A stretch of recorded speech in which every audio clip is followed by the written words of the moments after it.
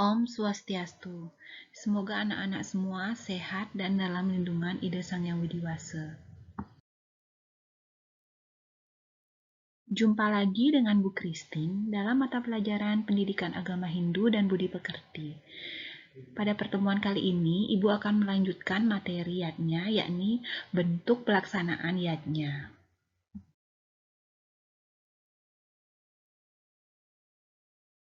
Bentuk pelaksanaan yatnya digolongkan menjadi 4, yakni widiyatnya, druyayatnya, jenanayatnya, dan tapayatnya.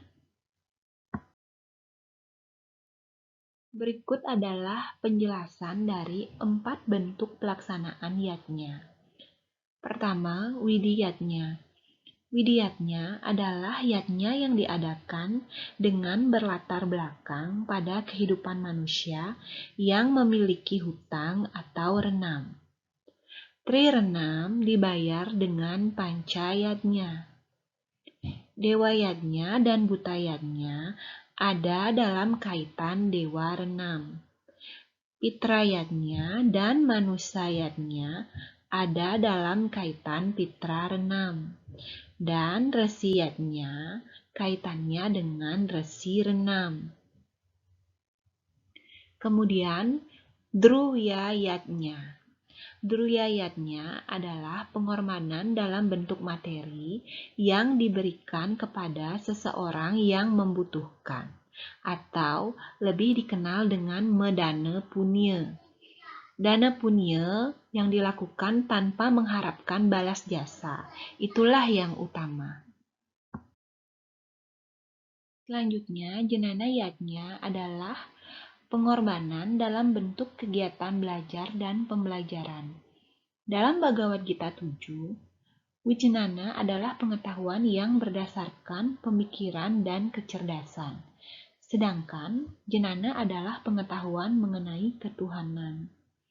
Selanjutnya, dijelaskan pula bahwa jenana tidak mungkin diperoleh tanpa wijnana, karena wijnana adalah dasar yang kuat untuk meningkatkan pengetahuan rohani.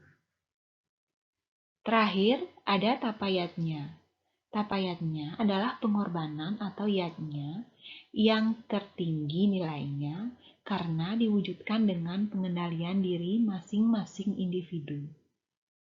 Tapayatnya disebut sebagai kegiatan pendakian spiritual seseorang dalam upaya meningkatkan kualitas beragama.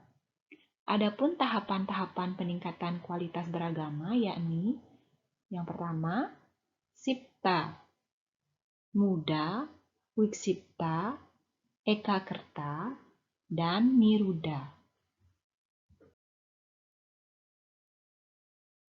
Berdasarkan waktu pelaksanaannya, yatnya dibedakan menjadi 2, yakni nitya yatnya dan naimitika yatnya.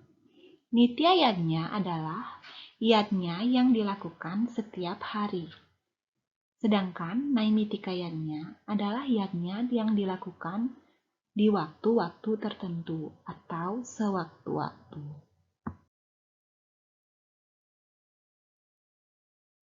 Contoh pelaksanaan pancayatnya secara nitya karma dan naimitika karma.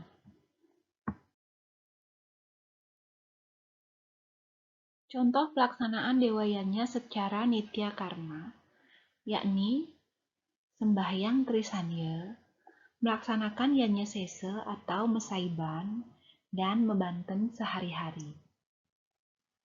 Contoh pelaksanaan dewayatnya secara naimitika karma atau sewaktu-waktu. Pertama, mendirikan tempat suci. Kedua, melaksanakan puja wali atau tio dalam. 3. Merayakan hari raya keagamaan seperti Hari Raya Galungan, Kuningan, Tumpek Landet, dan lain-lain.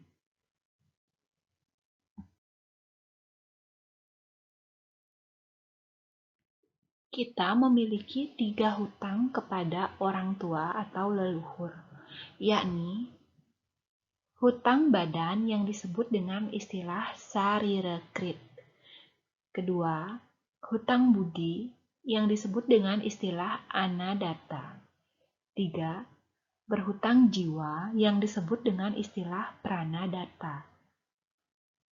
Adapun contoh pelaksanaan fitrayatnya secara nitya karma, yakni menjadi anak yang baik, menuruti nasihat orang tua, merawat orang tua selagi sakit, mematuhi nasihat orang tua.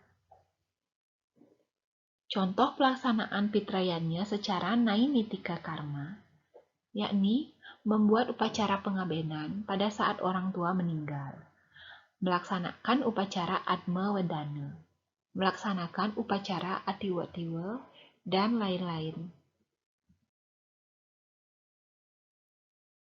Kemudian, contoh pelaksanaan resiyatnya secara nitya karma. Pertama, mempelajari ilmu pengetahuan. 2. Hormat dan patuh kepada catur guru. 3. Mengamalkan ajaran guru dalam kehidupan sehari-hari.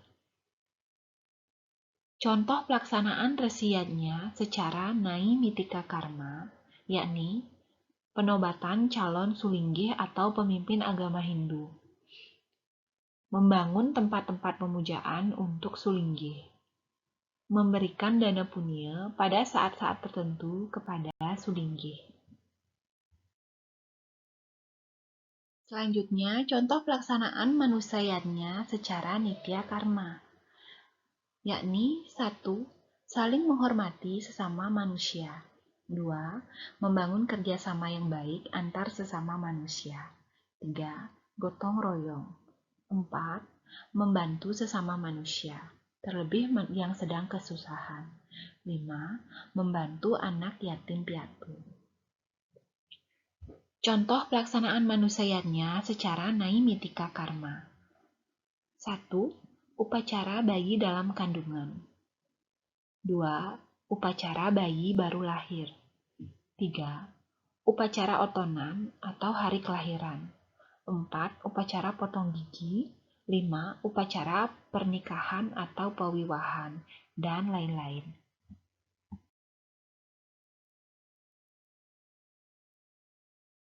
Yang terakhir adalah contoh pelaksanaan butayannya secara nitya karma dan naimitika karma.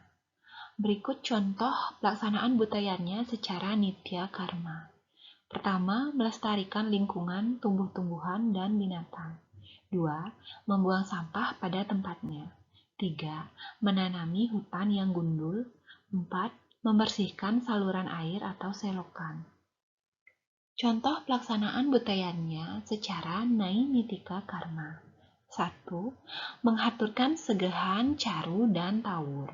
2. Merayakan tumpak kandang dan tumpak pengarah.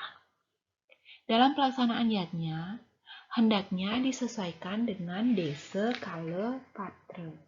Desa artinya tempat yatnya itu berlangsung, kala artinya waktu di mana yatnya itu berlangsung, dan patra artinya kemampuan untuk melakukan atau menyelenggarakan yatnya.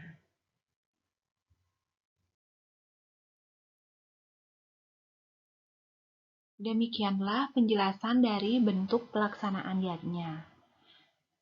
Sekian penjelasan dari Ibu, semoga anak-anak mengerti dengan penjelasan yang Ibu berikan. Terima kasih. Om Santi Santi Santi Om.